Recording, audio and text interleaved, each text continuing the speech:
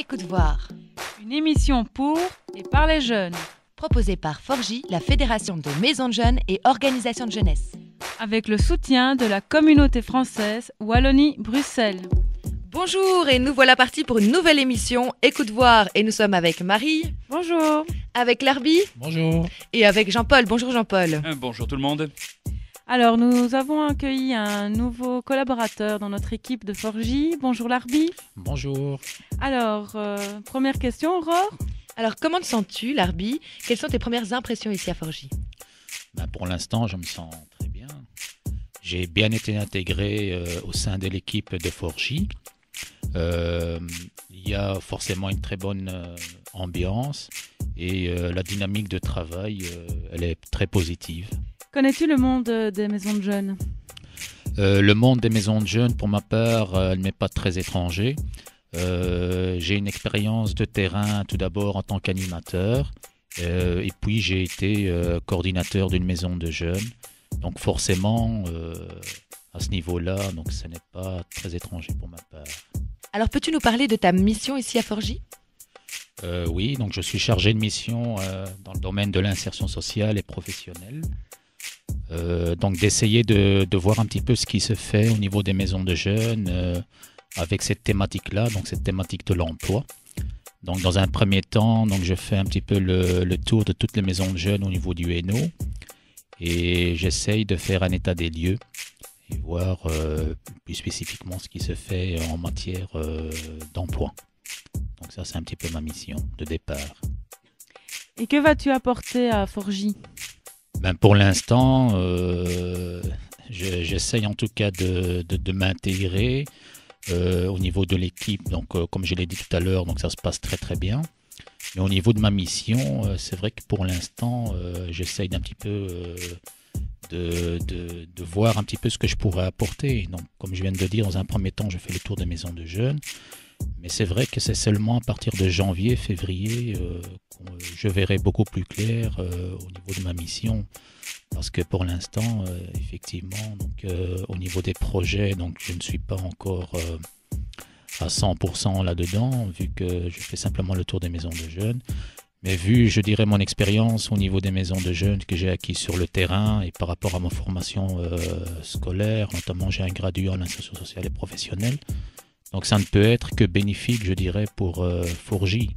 Donc pour cette raison-là, donc je suis très optimiste pour le futur. Et en tout cas, Larbi, moi je suis sûre qu'à l'équipe de Forgy, tu vas apporter la zen attitude. Ah, c'est bien gentil, merci Marie. Parce que tu es quelqu'un de très calme et de très posé. Ah, c'est gentil, merci Marie. De rien, Larbi. Eh bien, disons-le une bonne fois, bienvenue Larbi parmi Bienvenue nous. Larbi. Bienvenue Larbi. Merci beaucoup. La maison de jeunes mise à l'honneur pour cette émission est la maison de jeunes de Thoin, où nous sommes allés faire un reportage avec le coordinateur Eric. Bonjour Eric. Bonjour. Donc nous sommes ici avec le coordinateur de la maison de jeunes de Thoin.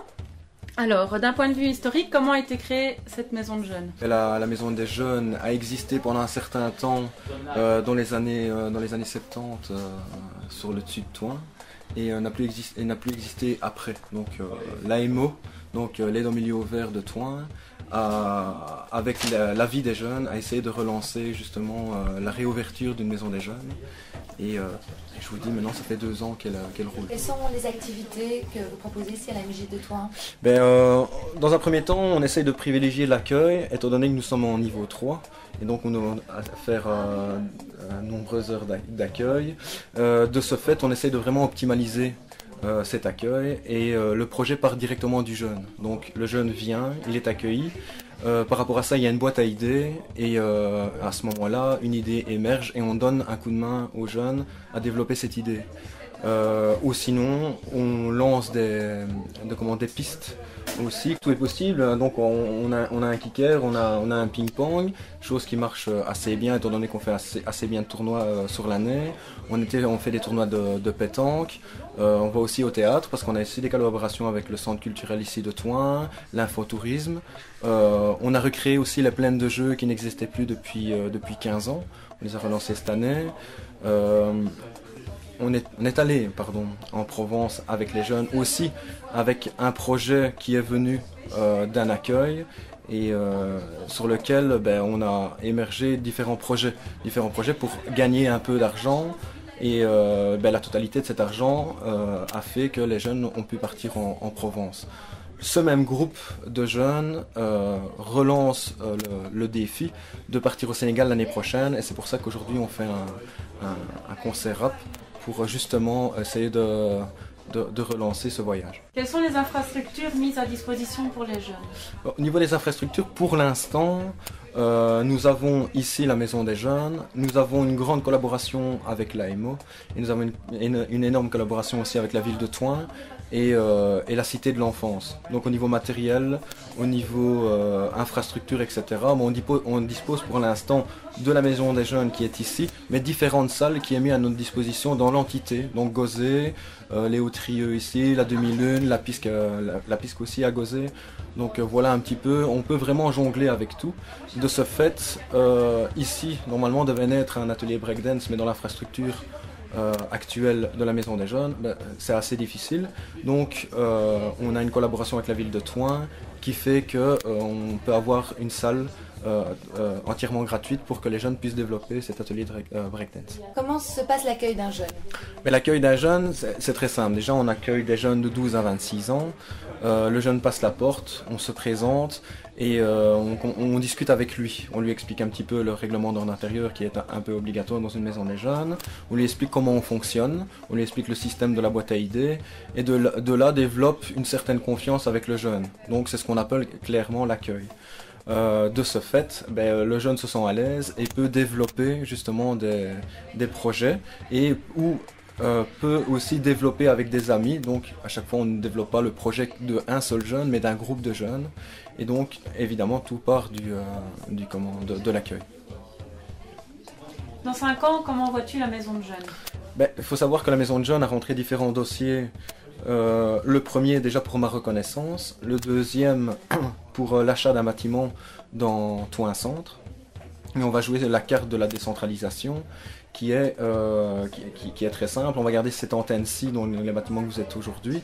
Et on va se développer sur Gauzé parce que les jeunes de Gauzé ne savent pas se déplacer parce que, problème de bus, en dehors des heures scolaires, c'est vraiment la croix et la bannière pour venir à la maison des jeunes. Donc on va ouvrir 3 antennes pour l'instant sur Thoin et son entité.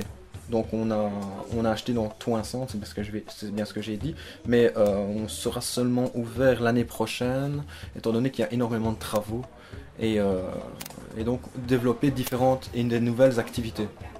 Donc les concerts se feront toujours ici à la MJ, les activités d'hiver à Gauzé et vraiment l'accueil bien spécifique sur Thoin Centre, étant donné qu'en plus on va être jumelé dans les bâtiments, je veux dire, avec l'AMO. Donc on aura vraiment une grande collaboration avec eux. Tout grand merci en tout cas pour cette interview. Merci à vous. Alors, nous avons des invités aujourd'hui. C'est Notre Cause, un groupe de rap des Montois, c'est bien ça? C'est bien ça, ouais. Enfin, Glin, pour être exact. De Glin. De Glin. À côté de Mons. Ok. Et alors, donc, nous sommes avec Mo. Bonjour Mo. Bonjour.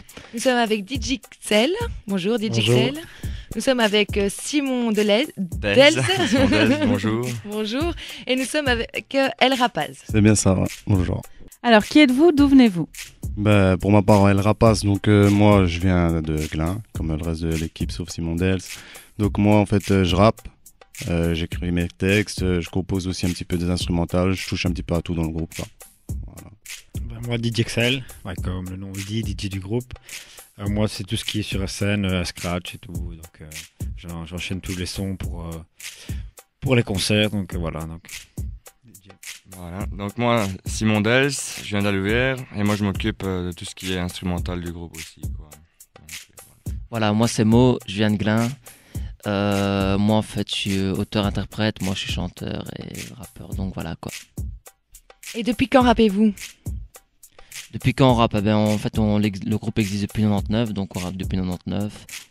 À la base on était des potes et voilà on a voulu fonder un groupe qui s'appelle Notre Cause et voilà maintenant ça fait bientôt 10 ans et voilà.